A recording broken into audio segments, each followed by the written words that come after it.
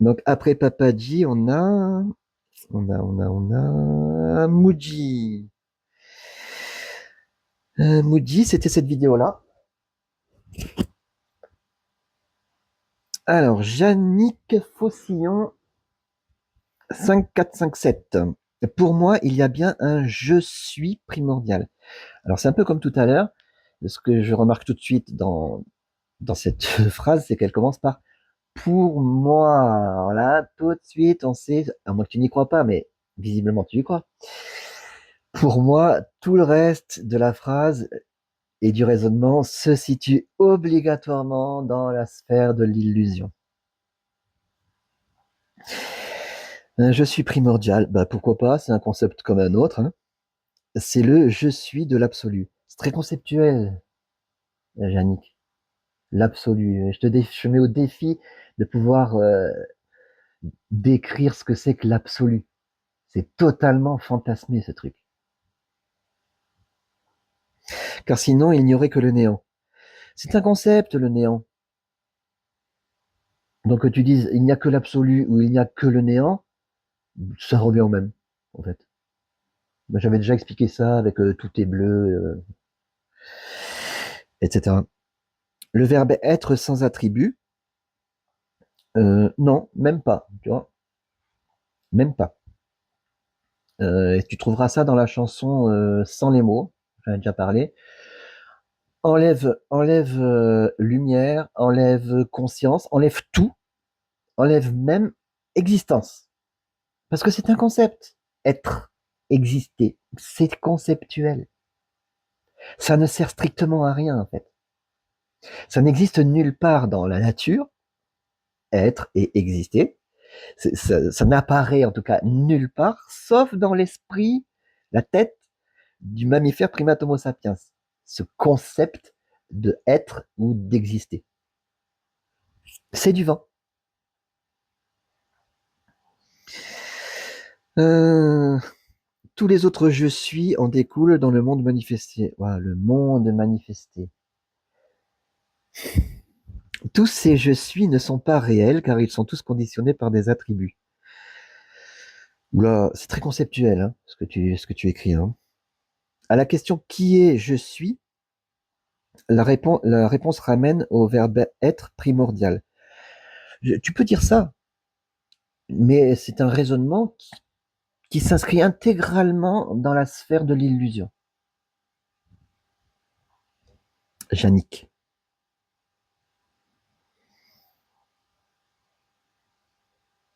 À la question qui est je suis, je l'ai dit 1 million de fois sur cette chaîne, la question qui est je suis n'a absolument aucun sens dans la vraie non-dualité. Pourquoi? Parce que qui, c'est déjà illusoire. Je, c'est un concept illusoire aussi, et suis, c'est le fameux verbe être dont on vient juste de parler, qui n'existe nulle part. Là, je suis obligé d'employer le verbe exister en disant le verbe être ou le verbe exister n'existe nulle part que dans ce que je suis en train de dire, c'est-à-dire des concepts illusoires. Mais je suis obligé d'employer des mots. Voilà. Jusqu'à dire, par exemple, le verbe exister n'existe pas réellement. Pour quelqu'un qui va regarder la vidéo, là, il va dire, mais celui-là, il a pété un câble, il est en train de se contredire. Il emploie le verbe exister pour dire que le verbe exister n'existe pas. Et j'ai pas le choix. Je verbalise des concepts pour pouvoir communiquer avec d'autres humains. La seule différence, c'est que d'un côté de l'écran, il y a un être humain qui ne croit pas du tout à ces concepts d'exister, de qui, de je et tout ça. Et de l'autre côté de l'écran, ben, il y a un être humain qui, lui, il y croit.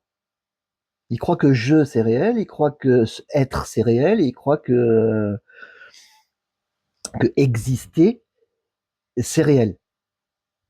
C'est la seule différence. Hein. Question de croyance.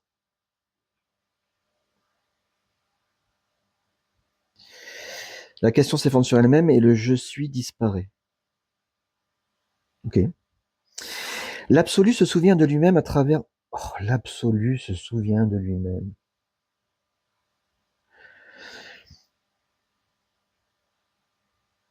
Je suis prêt à faire le pari que personne ici, aucun utilisateur, aucun internaute qui voit cette vidéo, qu'il soit enseignant spirituel ou pas, aucun d'entre vous n'est capable de dire ce que c'est que le concept d'absolu. Parce que c'est un concept totalement fantasmé.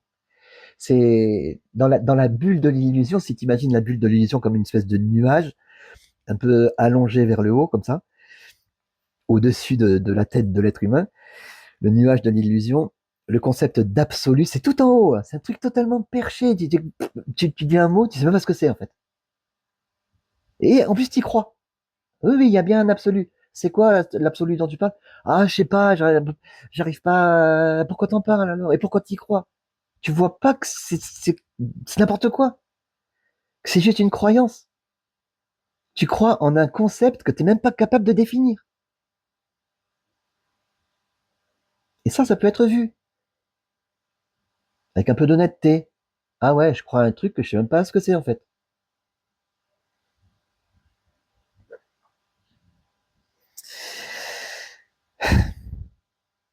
L'absolu se souvient de lui-même à travers une personne, se remémorant qu'il jouait à être le multiple. Oh là là là là. Cela n'empêche pas le monde de continuer d'apparaître. On peut dire que le monde est absolu, qui se manifeste à lui-même, de façon naturelle, et qui se prend au jeu du jeu. Oh ben, quand tu dis on pourrait dire que, Yannick, tu peux dire tout ce que tu veux. On pourrait aussi dire le contraire. Qu'est-ce qui nous en empêche? On sait même pas de quoi on parle. Le monde n'est pas une erreur, c'est juste un état dans lequel l'absolu se manifeste comme relatif et multiple. Oh, aïe, aïe, aïe, c'est super conceptuel ce que tu nous écris là. Oh, ça me fait penser un peu à l'Advaita Vedanta traditionnel, qui est bourré de concepts de ce genre. L'absolu relationnel, transactionnel, wow, wow, wow, hyper mental. Arnaud Q3B, ça faisait longtemps Arnaud, tiens, je suis qu'au début de la vidéo de moins de 5 minutes et j'espère que ça ne va pas être donc ce que dit Muji n'est pas de la non-dualité. Ben si, pas de bol Arnaud. Ce que dit Muji, ce n'est pas de la non-dualité. Ce n'est pas de la vraie non-dualité. Ce sont des enseignements spirituels, c'est marqué même dans le bouquin. Des enseignements. Alors que la non-dualité ne s'enseigne pas. Elle se voit. Euh, Parce que ça devient juste tous les grands sages sont, quoi d'ailleurs, non-duel, et donc, c'est ça le but. Il n'y a pas de but, Arnaud. Il n'y a pas de but. Ou si tu veux vraiment dire qu'il y a un but, le seul but, c'est de se faire plaisir. D'avoir plaisir à discuter de ces choses. D'avoir plaisir à montrer la différence entre ce qu'on appelle les enseignements spirituels et la non-dualité, la vraie. C'est tout.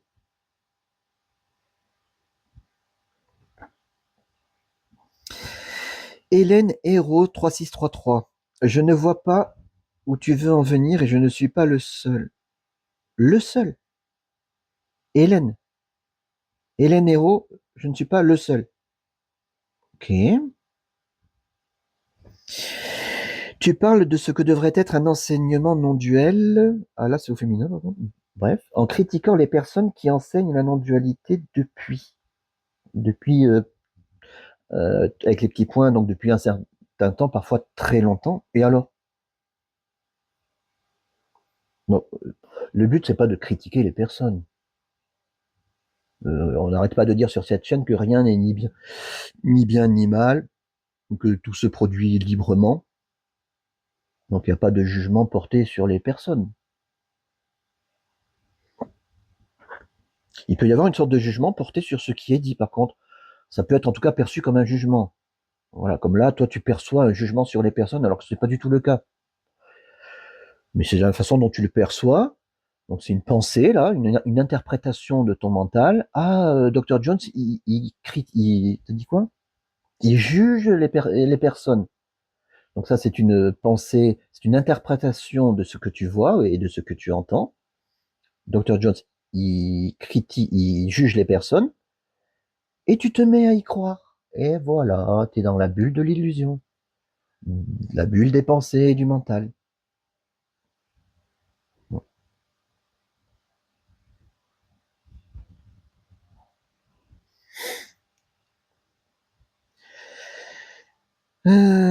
Tu es donc le seul vrai jeu non duel. Non, euh, Hélène, il n'y a pas de tu pour être ou ne pas être quoi que ce soit. C'est ce qui n'arrête pas d'être répété sur cette chaîne. Il n'y a pas de jeu, il n'y a pas de tu, ni duel, ni non-duel.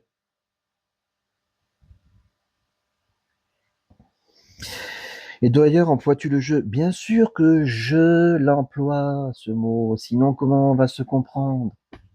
Comment on va communiquer? Pendant un temps, à chaque fois que je disais je mettais des guillemets comme ça avec les doigts.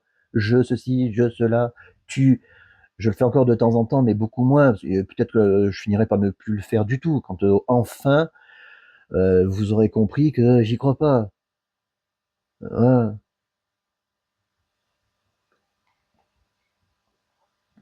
Et non, et ton je vous dis, c'est quoi? De mémoire, je ne me rappelle pas avoir dit une seule fois dans une de mes vidéos, dans aucune de mes vidéos, je vous dis. Tu sais pourquoi? Parce que comme tu t'en rends compte ici, je parle avec à la deuxième personne du singulier, pas du pluriel. Je dis tu quand je parle dans la vidéo.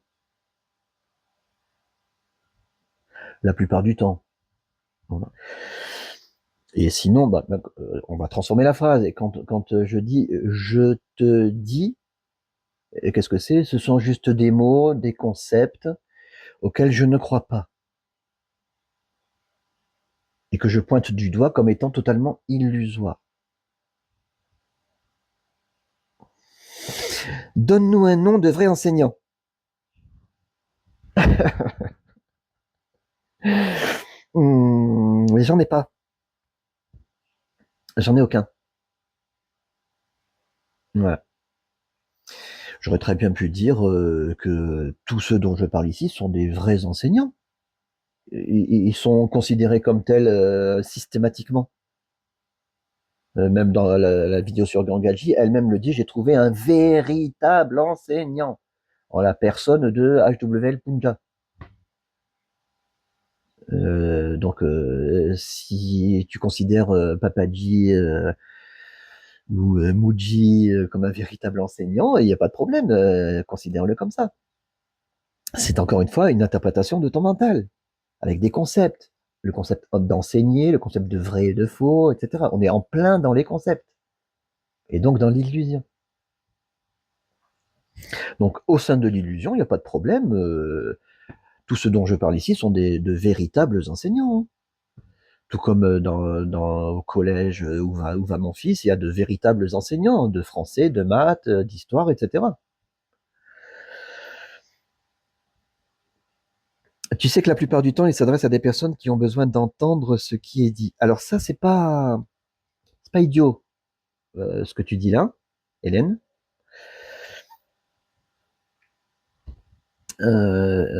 Et c'est même vrai du coup, hein, entre guillemets. Je l'ai déjà dit sur cette chaîne. Les enseignements spirituels, aussi illusoires fussent-ils, imparfait du subjonctif, peuvent procurer beaucoup de bien et de soulagement. Tout comme ils peuvent aussi procurer pas mal de désagréments. Quand tu as quelqu'un qui passe tout son temps, toute son énergie, tout son argent à la recherche de l'éveil, à écouter des enseignants spirituels, à aller à des retraites à je sais pas combien de centaines de kilomètres de chez lui, des fois dans un autre pays, en laissant son conjoint et ses gamins à la maison, là, il y a lieu de s'interroger. Mais sinon, si tu croules sous l'argent, que t'as que ça à faire, que t'es à la retraite, et que tu vas avec ton conjoint, ok, il n'y a pas de souci. Et qu'en plus ça te fait du bien, pas de souci. C'est la conscience qui s'amuse avec elle-même. C'est un peu comme le commentaire tout à l'heure avec l'absolu qui joue à je sais pas quoi. Où il y a ce qu'on appelle des anthropomorphismes, c'est-à-dire qu'on attribue à l'absolu ou à la conscience des attributs qui sont totalement humains à la base, comme le fait de s'amuser ou de jouer ou de projeter, d'avoir des projets, etc. Un anthropomorphisme, une projection des attributs humains sur quelque chose qu'on n'est même pas capable de décrire. La conscience, l'absolu, etc. On est à fond dans le mental, ici, et donc dans l'illusion. On va me dire, ah, t'as été vachement dur, Dr. Jones, avec les commentaires, là, tu les as tous... Et alors, ce sont que des mots. Ce sont que des mots. Euh, voilà, il n'y a pas d'agression physique là-dedans.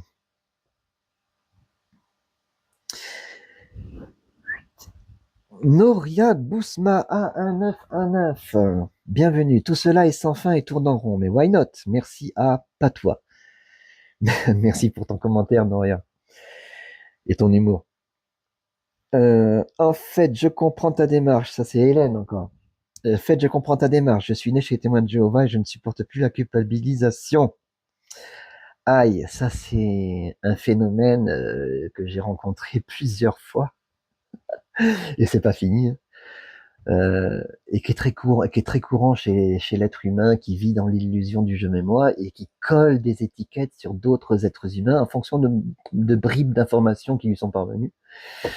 Donc moi, oui, j'ai passé des décennies, plusieurs décennies chez les témoins de Jéhovah, et donc certaines personnes qui le savent,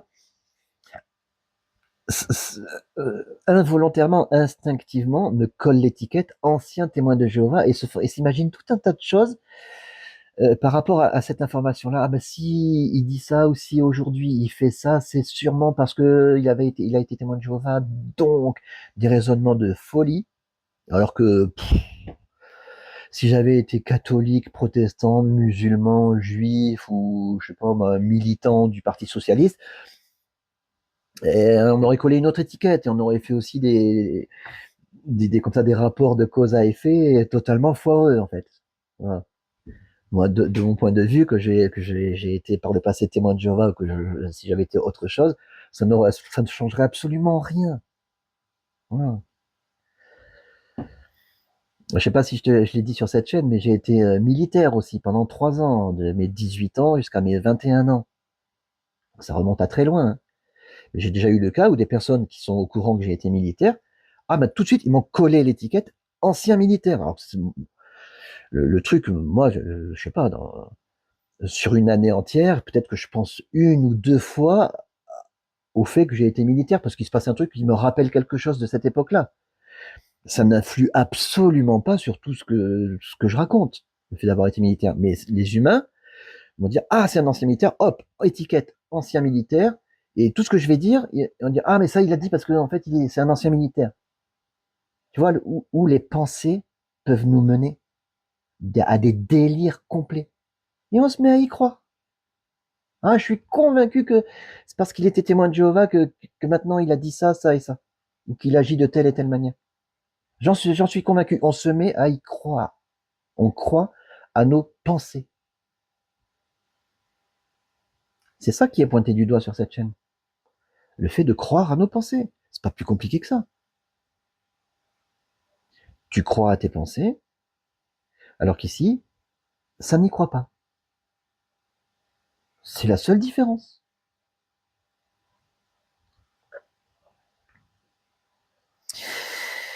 Hélène Hérault encore, Oula, je suis parti où? Lui devait te parler. Je suppose que tu as voulu dire lui devrait te parler au conditionnel. C'est Ramesh Balsekar. Oui, ça pique, Hélène, hein, la façon dont tu écris Ramesh Balsekar. Aïe. Je connais assez bien Ramesh Balsekar, enfin assez bien. J'ai déjà vu plusieurs vidéos de lui. Euh, j'ai pas fait, j'ai pas fait de vidéo dédiée à l'enseignement de Ramesh Balsekar. Peut-être que je le ferai un jour. Je pense pas que ça sera utile, franchement. On va retrouver exactement ce qu'on trouve chez Ramana Maharshi, et Maharaj et tout ça, Papaji, Mooji. C'est pareil, c'est du néo-Advaita, avec les mêmes concepts, le jeu, le tu, qui est pris pour une réalité, la réalisation du soi, alors que le soi dans la vraie non-dualité est totalement imaginaire. Hein. Là, j'ai entendu quelqu'un qui m'a dit la vraie non-dualité, c'est la réalisation du non-soi. Ah oui, ça j'ai dit, c'est bien dit. C'est la réalisation du non-soi. Parce qu'on arrête d'y croire. On voit que c'est foireux, que c'est imaginaire, que c'est illusoire, le soi.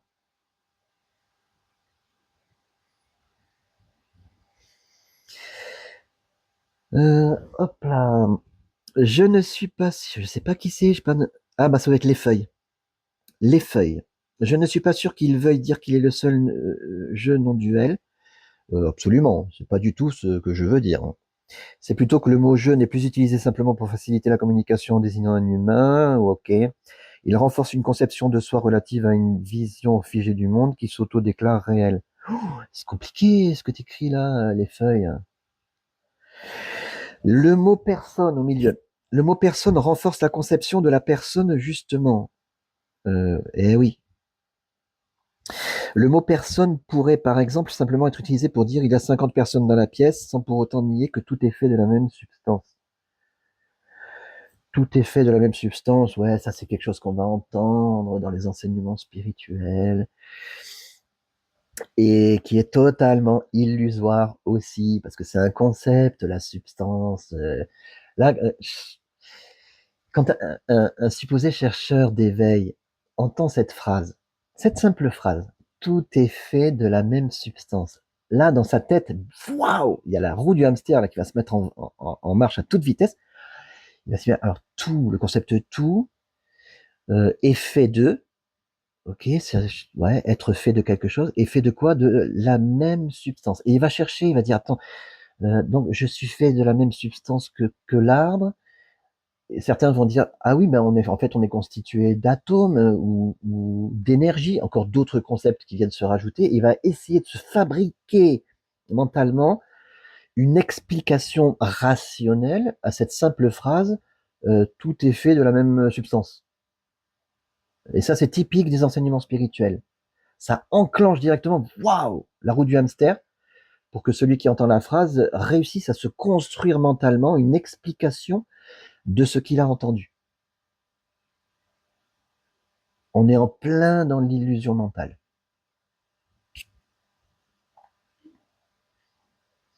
Pour le mot personne, petite précision peut-être ici, tu verras que souvent, au lieu d'employer le mot personne, j'emploie le mot individu. Ok. Il me semble qu'en anglais ça fonctionne pas ce que je vais dire ici, mais en français c'est, tu pourras le vérifier. Tu prends un dictionnaire et tu verras que le mot personne désigne systématiquement un être humain. Ok. Ici, c'est précisé que ça désigne un être humain qui se prend vraiment pour quelqu'un, un moi, etc., un soi, et tout ça. Ok. Disons, le mot personne désigne un humain, alors que le mot individu, regarde dans un dictionnaire, le mot individu est beaucoup plus impersonnel, justement. Par exemple, au sens scientifique du terme, un individu, ça peut très bien être une plante. Par exemple, dans une serre, tu fais pousser, je sais pas moi, des salades. T'as 500 salades dans une serre. Sur le plan scientifique, on peut dire que tu peux prendre une salade et dire c'est un individu. Vérifie, ça paraît étonnant ce que je dis, vérifie dans le dictionnaire. Un individu, ça peut être autant un être humain qu'une plante, qu'un légume, qu'un arbre, etc. Un animal, bien sûr. On va dire une ruche est composée de 300 individus. C'est pas des personnes, c'est des abeilles. Voilà. Donc là, voilà, cette précision est peut-être intéressante à faire entre le mot personne et le mot individu. En anglais, je ne connais pas assez en anglais pour être sûr que on ait la même distinction en anglais qu'en français entre individu et personne.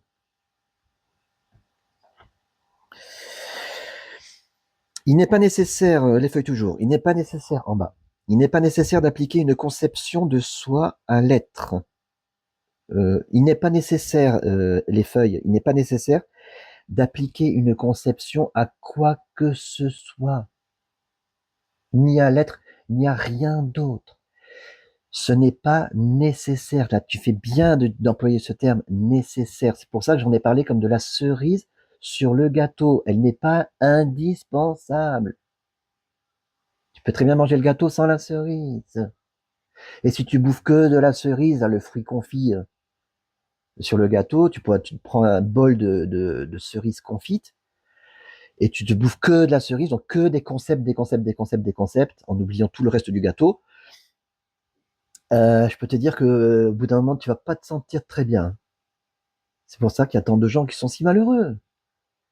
Ils vivent dans leur concept, ils ne consomment que la cerise, hyper sucrée. Là.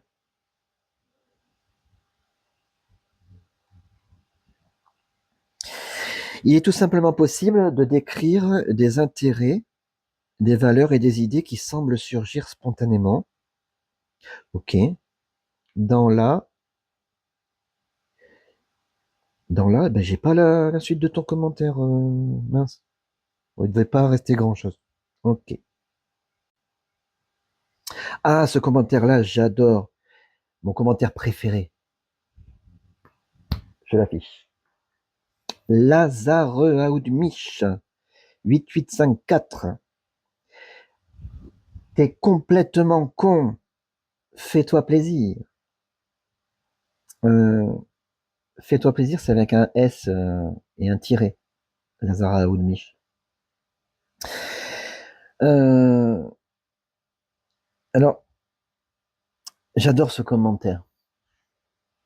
Déjà, il est court, c'est bien.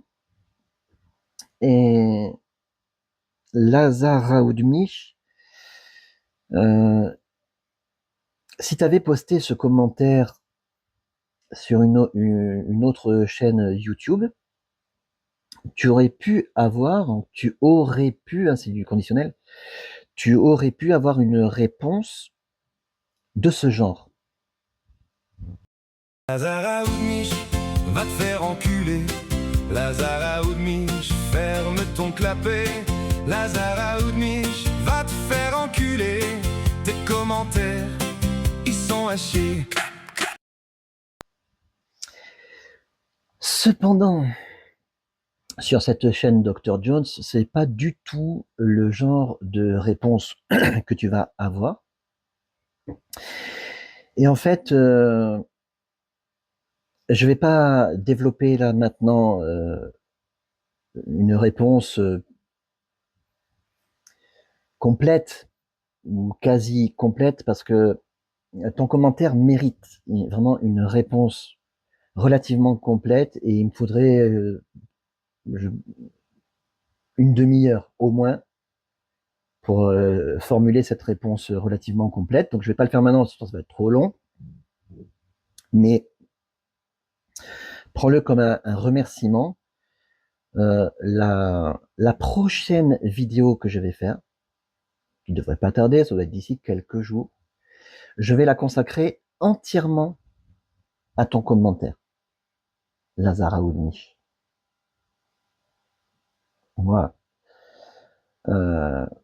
Comme ça, la prochaine fois que je ferai une vidéo réponse aux commentaires, si je tombe sur un commentaire de ce genre-là, je pourrais directement renvoyer l'interlocuteur à cette vidéo. Je sais pas comment je vais l'appeler. Je vais peut-être l'appeler T'es complètement con ou T'es con avec des guillemets parce que c'est une citation ou les rageux ou les haters, je sais pas, Migrolino.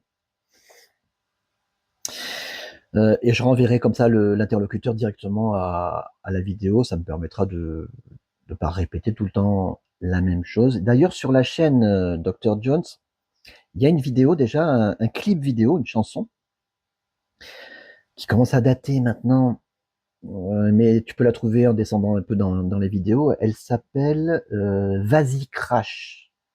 Voilà. Je vais te mettre un extrait, quelques secondes. J'en ai vraiment rien à foutre, j'entends même pas ce que tu dis. Et si tu crois que je t'écoute, c'est encore pire mon ami. Vas-y crash, vas-y mort, sors ta rage, mort encore, cherche le clash, crie plus fort. Voilà. C'est juste un petit avant-goût, hein. Un bon vieux rock metal comme à l'époque là. Sauf que là, bon, si tu regardes cette vidéo, elle dure 2 minutes et des poussières. Cette chanson là, c'est la question est traitée de manière très très superficielle. Ça, je te dis, il me faudra environ une demi-heure. Ok. Alors, une fois que ça c'est dit,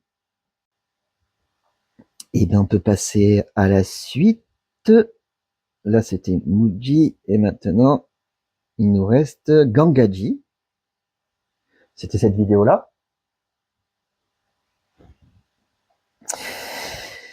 On a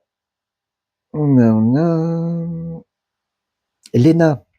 Ah, Lena, c'est quelqu'un que je connais depuis des années, pour qui j'ai énormément d'affection. Il y a une chanson d'ailleurs qui lui est entièrement dédiée, Zentangle Queen, sur la chaîne.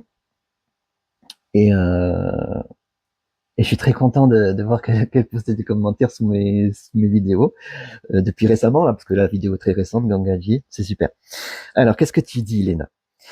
J'ai presque pleuré aux larmes de rire avec ton quoi et ton air gavé en lisant la préface qui accumule les mélanges de concepts spirituels, une vraie bouillabaisse. Oui, la préface du livre Le diamant dans votre poche. Une vraie bouillabaisse. C'est vrai que c'est assez énorme. Je rigole, mais ça maintient le lecteur dans l'illusion. Ouais. Après, à la décharge de Gangaji, hein, Merle-Antoinette Robertson, à sa décharge, les autres enseignants spirituels font la même chose, plus ou moins. Voilà, donc y a pas que elle, on va pas lui jeter la pierre, hein. Et en plus, je suis persuadé qu'elle le fait sans malveillance. Elle s'en rend pas compte. Ouais. Ton air gavé, alors c'est peut-être quand j'ai lu le commentaire, je me suis dit qu'est-ce qu'elle veut dire par ton air gavé? Peut-être quand je lis des choses et que je fais comme ça. Oh, et en fait, moi j'appelle ça de l'exaspération. Et j'aime bien ce sentiment qui monte d'exaspération parce que je le vois monter et je le goûte et c'est un sentiment dont j'aime bien le goût. Donc je m'en prive pas quand je ressens de l'exaspération comme ça, que je sens monter ce sentiment, je le laisse monter, je le laisse s'exprimer, je le goûte et voilà, c'est pas un souci. Je n'y crois pas une seconde. C'est comme regarder un short, tu sais, un short YouTube là, ça dure très peu de temps et des fois ils sont super bien faits. Tu te régales pendant quelques secondes, mais tu n'y crois pas un seul instant. Maxime H7V, super, merci pour le partage, très sympathique. Ouais, merci à toi Maxime. Léna encore, bravo en tout cas, j'ai pas ta patiente ténacité. Euh, alors là, tu vois, Léna, la ténacité, ce que tu appelles ténacité, c'est juste le résultat de ce que tu as observé et que ton cerveau interprète comme de la ténacité, le concept de ténacité. Mais ici, c'est pas du tout ressenti comme ça. C'est ressenti comme du plaisir. C'est tout. Les choses sont faites par plaisir. J'ai d'ailleurs expliqué sur la chaîne que tous les humains, tous les mammifères, même tous les animaux, même non humains, font les choses par plaisir. Le plaisir, c'est pas du tout le bonheur ni la joie, c'est impersonnel le plaisir. Et c'est ça qui est le moteur de ce que font tous les êtres vivants, pour ainsi dire. En particulier les animaux. Et les mammifères encore plus. Ok. C'est tout ce qu'on a. C'est tout ce qu'on a. Non, c'est pas du tout ce qu'on a. Qu'est-ce que je raconte? Patrice 0418. Je me demande si cette exigence sans compromission à déconstruire les enseignements spirituels ou pseudo-non-duels n'est pas une mise en miroir inversée d'une autre pratique religieuse passée à construire quotidiennement et méticuleusement un château de cartes conceptuelles religieux comme l'est l'enseignement des témoins de Jéhovah. C'est exactement le même phénomène que tout à l'heure. Tu t'appelles comment? Patrice.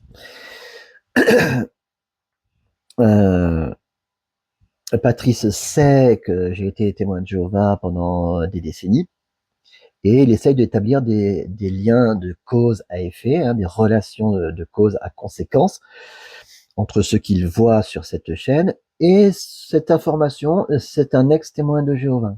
Voilà. Mais tout ça, c'est totalement fantasmé. Il n'y a aucun rapport. Je t'ai dit, j'aurais pu être musulman, juif ou je ne sais quoi. D'ailleurs, j'ai été musulman pendant un court laps de temps. Un petit épisode de ma vie dont personne n'est au courant, pour ainsi dire. Ça n'a aucun rapport. Peut-être c'est la fin d'un non-déconditionnement avec ce dernier commentaire qui boucle la fin d'un cycle commencé avec Ramana. Ça, c'est quelque chose que les enseignements spirituels font croire. Les enseignements spirituels parlent beaucoup de conditionnement. Tout à l'heure, on évoquait Krishnamurti. Alors, le conditionnement, Krishnamurti en parle tout le temps, du conditionnement.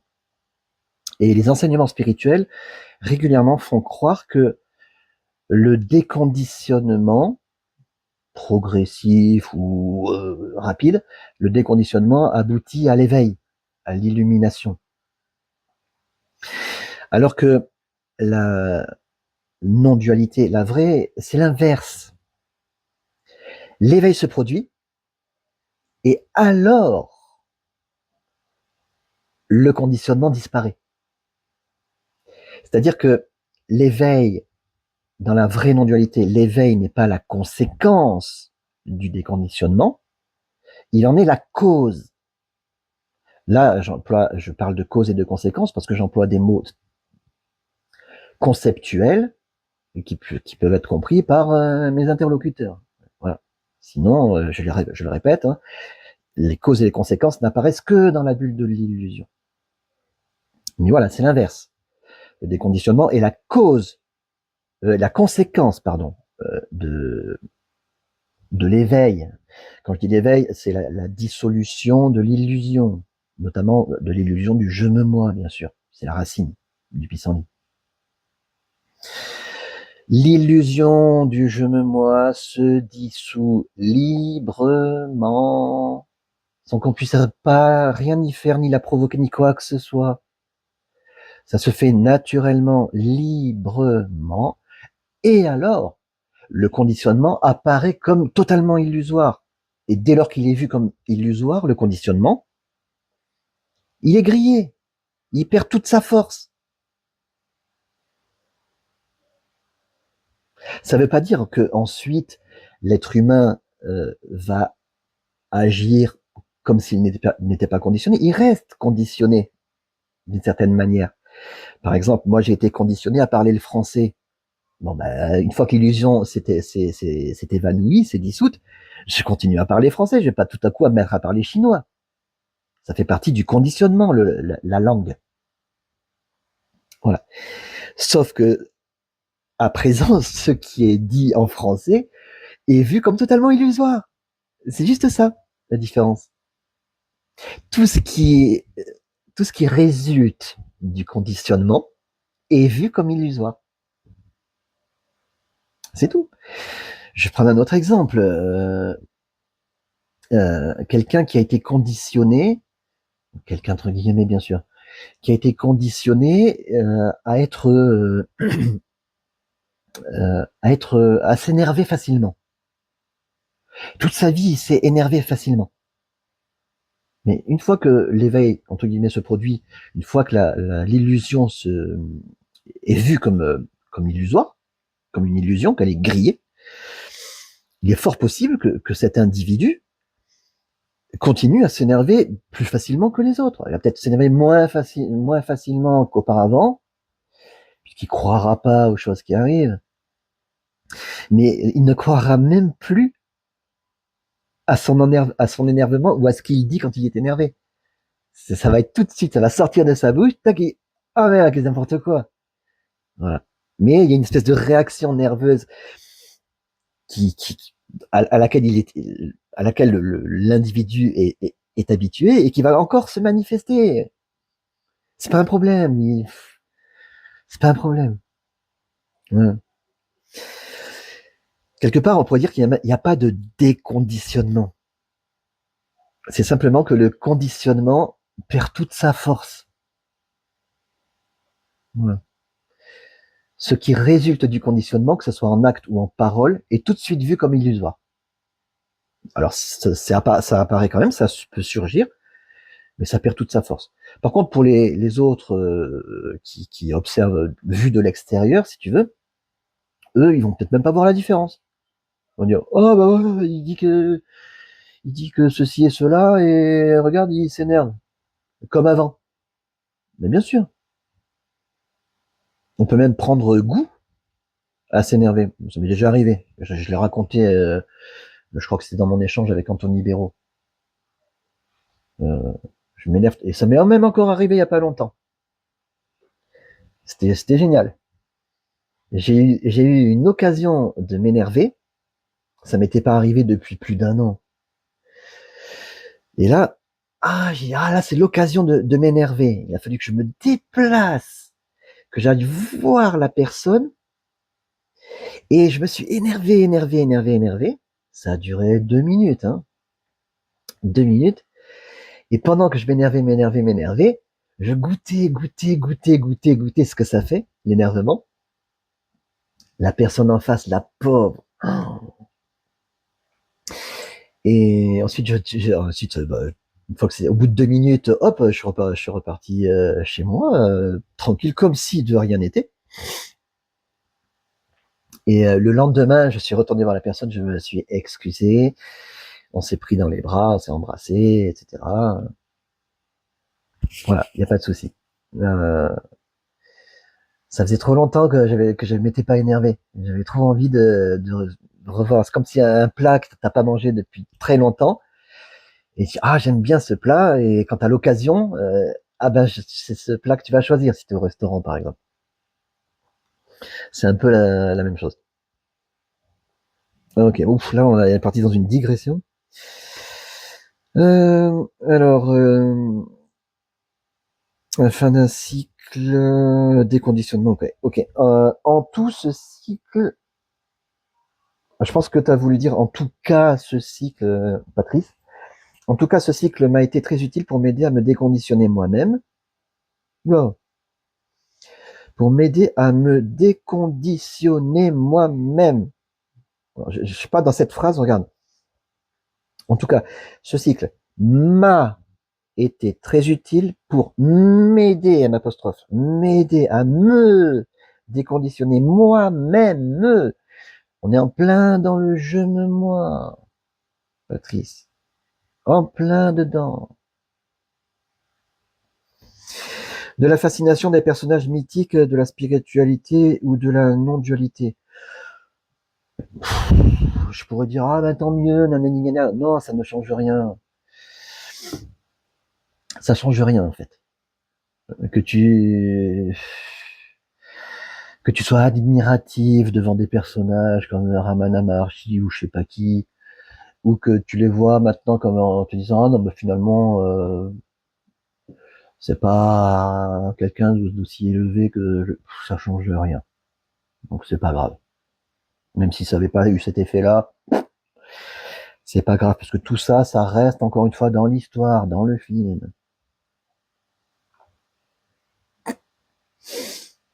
C'est pour ça qu'il y a autant de je me moi dans tes phrases. J'aime beaucoup ton dernier clip musical, merci.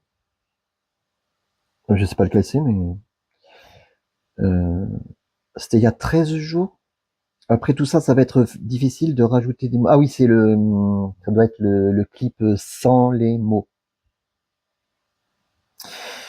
Ouais, j'aime bien cette chanson aussi, Patrice. Après tout ça, ça va être difficile de rajouter des mots. J'aime bien aussi le chat qui ne sait pas qu'il est un chat, ouais. Mais nous, si nous n'avions pas le langage humain qui est de nature conceptuelle, pourrions-nous communiquer à distance? Pourrions-nous nous connaître nous-mêmes et ensuite abandonner cette connaissance pour être? Merci pour ta généreuse invitation à l'introspection, Patrice. Attends. Je commence par la fin. Tout en bas, là. Merci pour ta généreuse invitation à l'introspection. Non, tout ce qui dit sur cette chaîne, c'est pas une invitation à l'introspection, à moins que je me méprenne sur le sens que tu donnes au mot introspection. C'est possible, hein. Les mots, chacun des fois donne son sens propre, en fonction justement de son propre conditionnement culturel, social et religieux. Mais si par introspection, tu sous-entends la connaissance de moi-même, c'est pas du tout de ça dont il est question sur cette chaîne. Pas du tout de ça qu'il est question sur cette chaîne. On va essayer de parler français. Non. Il y a méprise là. Pourrions-nous nous connaître nous-mêmes et ensuite abandonner cette connaissance pour être? C'est la phrase d'avant. Pourrions-nous nous connaître nous-mêmes? Mais non. Non, apparemment, je me suis pas mépris sur le sens que tu donnes au mot introspection. Se connaître soi-même. Je l'ai dit 36 000 fois sur cette chaîne. Toute connaissance n'est qu'une pseudo-connaissance, une supposée connaissance, parce que toute connaissance est mentale. C'est dans ta tête, la connaissance. La compréhension, c'est dans ta tête.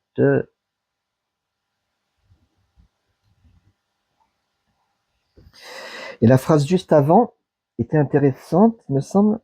Ah oui, c'est une question là. N'hésitez pas à poser des questions, les amis, sous les vidéos. C'est souvent plus intéressant que des simples remarques avec des phrases qui se terminent par un point. Point d'interrogation, c'est bien, ça permet d'ouvrir plutôt que d'affirmer. Mais nous, si nous n'avions pas le langage humain qui est de nature conceptuelle, pourrions-nous communiquer à distance? Ah mais oui, Patrice. Quasiment tous les animaux, en particulier les mammifères, hein, communiquent à distance. Même les oiseaux, regarde. Moi ici, je suis allé en campagne, il suffit que j'ouvre ma fenêtre, même des fois sans l'ouvrir. Des oiseaux, des fois, ils te font un vacarme. Ils communiquent entre eux d'un arbre à un autre, mais avec une puissance sonore de fou, quoi. Les oiseaux communiquent à distance.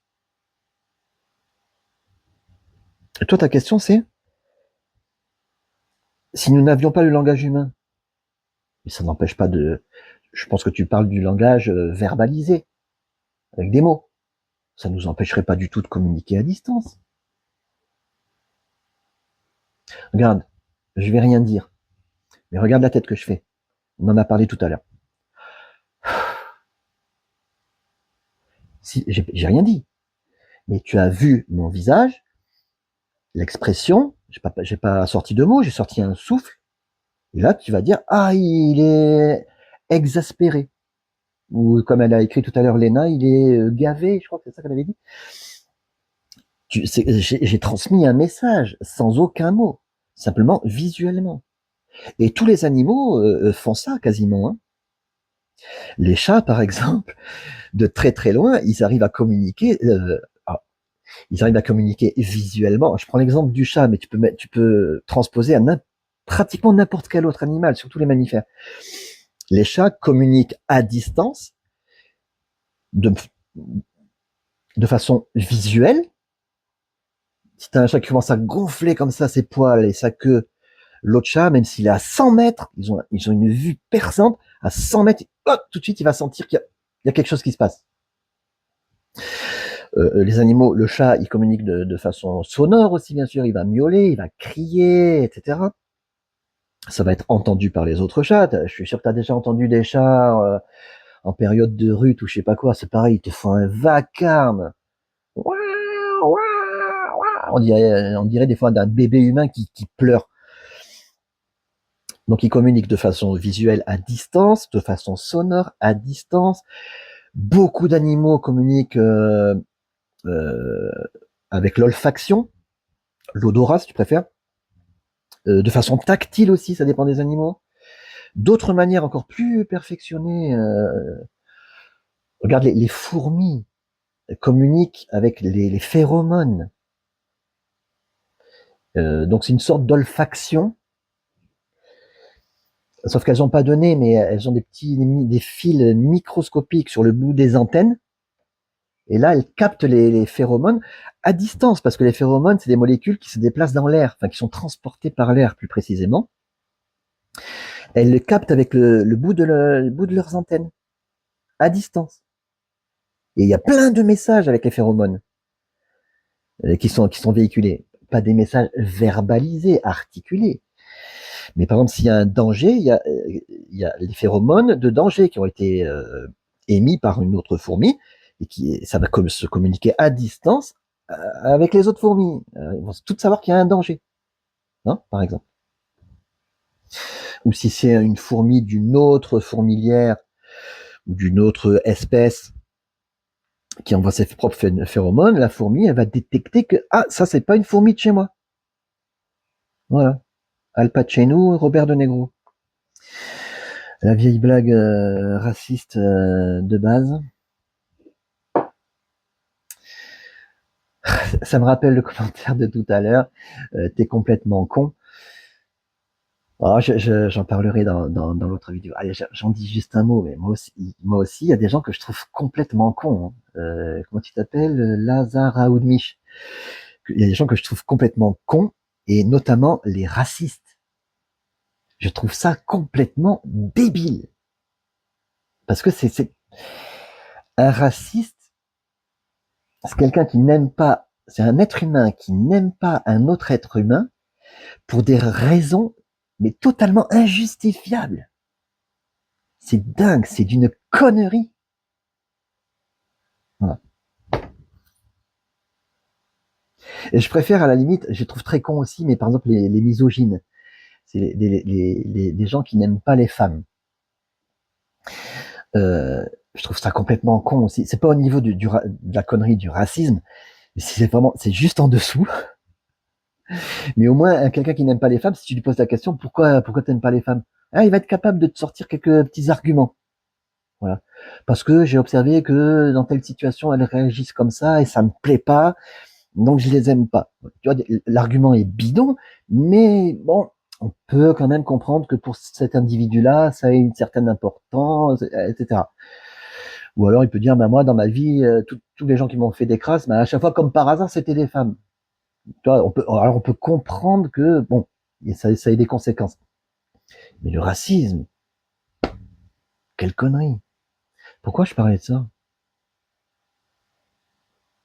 Je sais plus. Enfin bref. Donc oui, la communication à distance, Patrice, la communication à distance sans le langage, mais elle s'effectue tout le temps de toute façon, même chez les humains. Le langage, c'est là encore la cerise sur le gâteau. C'est un truc en plus, c'est pas un truc indispensable. On peut très bien communiquer sans parole, sans verbaliser. Mais l'être humain a la capacité de, en plus, verbaliser les choses. Et c'est très pratique. C'est très pratique, c'est cool, ça permet de faire des blagues subtiles et tout ça. Voilà. Pourquoi s'en priver? C'est pas du tout indispensable, par contre, ni vital. Léna. La voie chrétienne, comme enseignée par saint Paul et d'autres mystiques chrétiens, également demandée par Jésus, est celle de la dévotion et pas de la non-dualité. Ce qui est sûr, c'est ce que j'ai dit dans la vidéo Gangadji, que saint Paul et la Bible en général, et même Jésus, c'est pas du tout de la non-dualité, ça n'a rien à voir, c'est même pas des enseignements spirituels, c'est pas du tout en tout cas des enseignements de type Advaita Vedanta traditionnel, ni Neo-Advaita, ça n'a rien à voir. Il n'y a que ceux qui n'ont jamais lu la Bible qui, pour croire encore à ce genre de choses. Il suffit d'ouvrir la Bible et de regarder, et tout de suite, quoi? Tu vas être choqué, mon pauvre. Vérifie.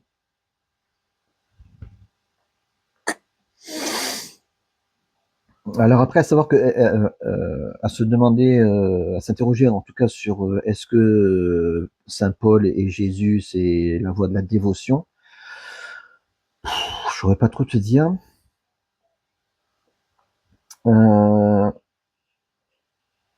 Il est dit par des maîtres de l'Advaita, mais je n'ai pas vérifié. Attends, qu'est-ce que tu veux dire?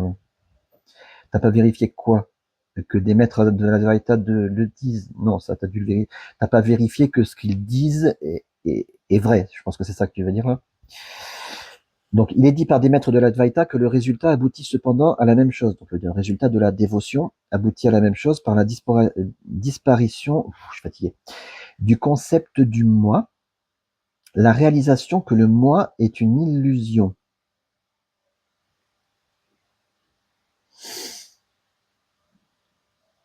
Ok. S'ils le disent. En tout cas, c'est possible qu'ils le disent. Voilà. Après, la dévotion, faut faire attention avec ce terme. Je crois que c'est dans l'Advaita Vedanta traditionnel, la dévotion, ce qu'on appelle la voie de la dévotion, c'est le Bhakti Yoga, me semble-t-il. Je suis très nul en sanskrit.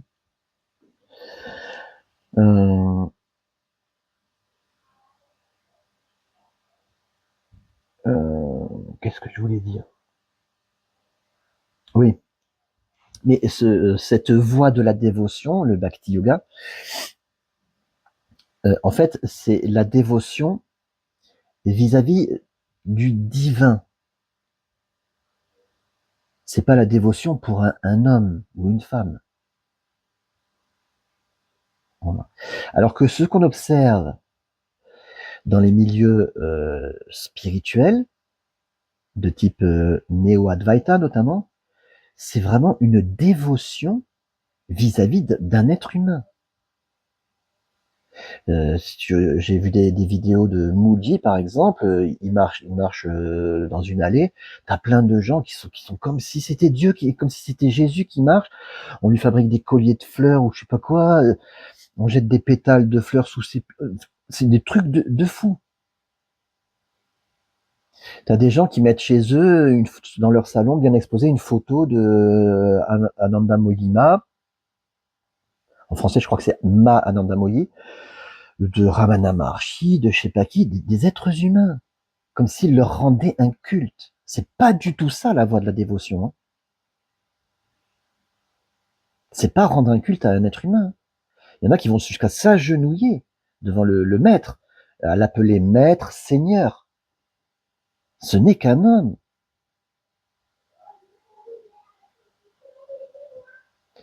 Même dans la Bible, c'est dans le livre de l'Apocalypse, à un moment donné, il y a un ange glorieux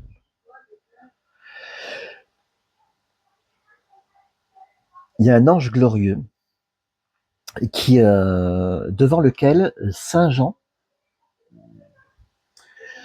s'agenouille.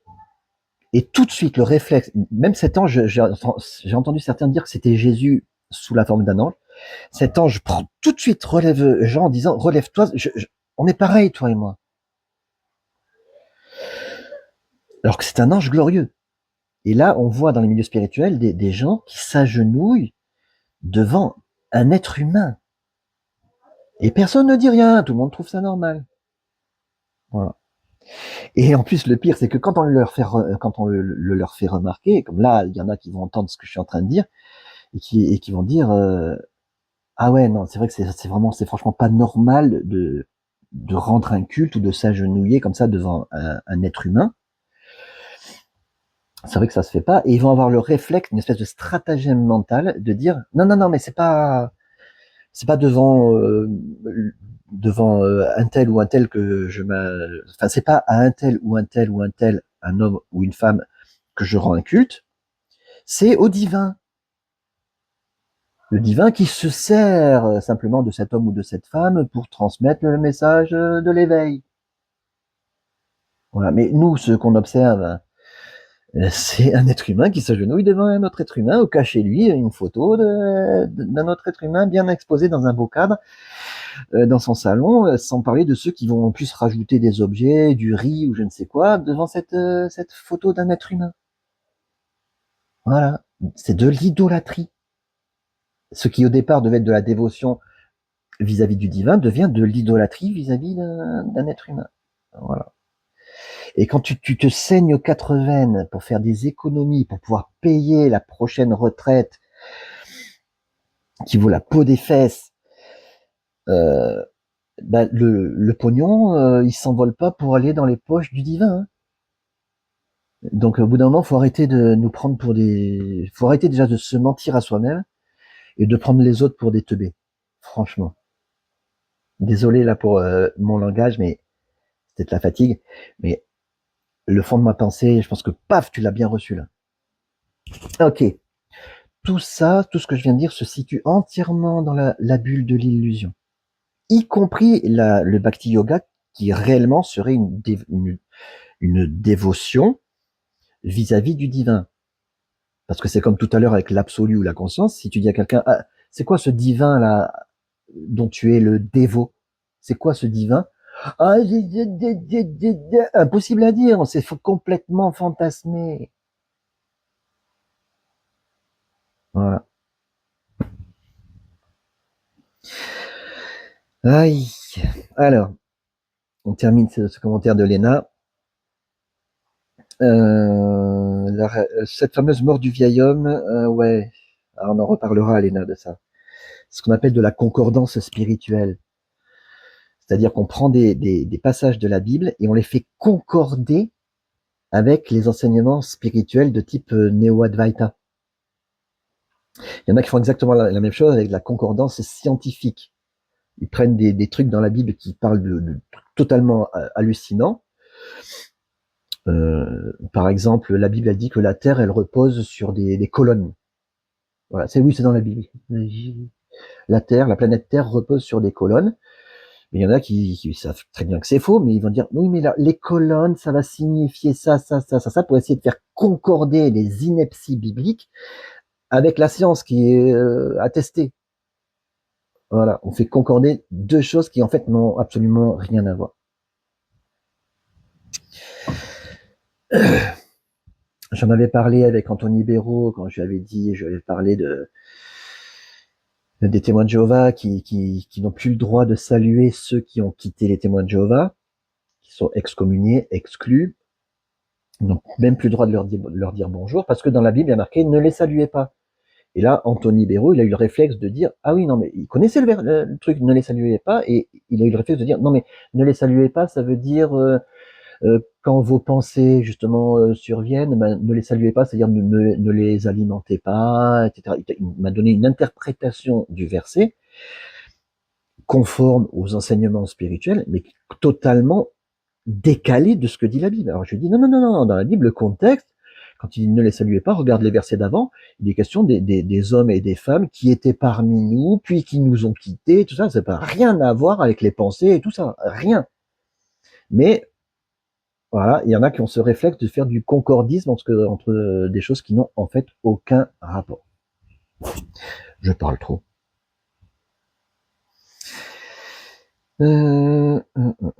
Alors, je ne dis pas que c'est vrai, je l'ai entendu plusieurs fois, l'enseignement de Jésus est axé sur l'abandon pour l'être humain, de la croyance en lui-même, l'attachement à soi, etc., pour tout remettre dans les mains du divin, selon la formule. Mais c'est effectivement très éloigné de la non-dualité. Ah oui. L'auteur de la préface cherche peut-être à faire du syncrétisme pour attirer plus de lecteurs, supposition. C'est également la même supposition que j'ai émise, hein, Léna. Et on trouve pas ça que chez Gangadji, attention. Hein. Oula. Mettre Jésus ou les saints, les intégrer aux enseignements spirituels, c'est très courant. Ouais. J'en ai parlé encore il y a 2 jours avec Ghislain, l'interview Frère Mess. Tu l'as vu si tu as vu la vidéo, la spiritualité, c'est tellement ouvert que c'est une inondation, il y a tout qui rentre, les Jésus, les Mohamed, les Bouddhas, les Moïse, laisse tomber, les saints, etc. Quand je dis les saints, là, je viens juste de penser à Maître Eckhart, qui n'a jamais été saint. Il a tellement, mais c'est Maître Eckhart, c'est où on en parle tout le temps dans la spiritualité. Maître Eckhart par-ci, Maître Eckhart par-là. Maître Eckhart, tu sais quoi? Il a été excommunié par l'Église catholique. Voilà. Et après, toi, tu vas mettre des enseignements catholiques dans la spiritualité et aussi Maître Eckhart, alors que les deux sont absolument incompatibles. Ouais, c'est un peu désolant. Voilà.